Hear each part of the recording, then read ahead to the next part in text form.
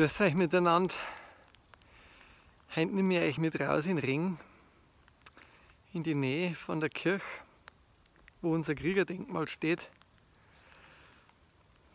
wo die vielen Menschen einen Gedenkstein haben, die nicht zurückgekommen sind aus dem Zweiten Weltkrieg.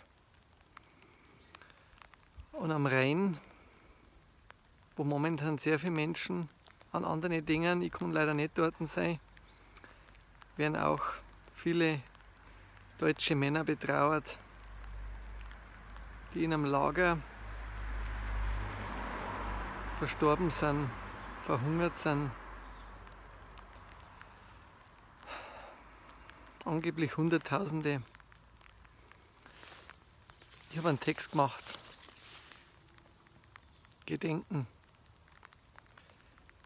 Gedenken an jene, die vergessen sind, nicht mehr zurückkehrten in ihr Elternhaus, verschwunden für immer und unbetrauert von ihrem Land, beweint von ihren Familien, still.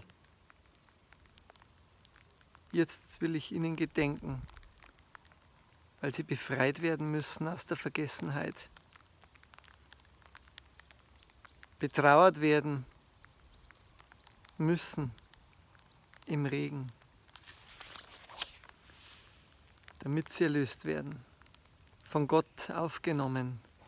Sie, die litten, und ihre Peiniger, die nicht wussten, was sie taten. Ich bete für sie alle. Mögen sie erlöst werden.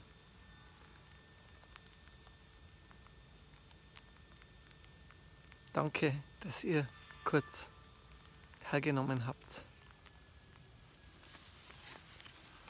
Für euch.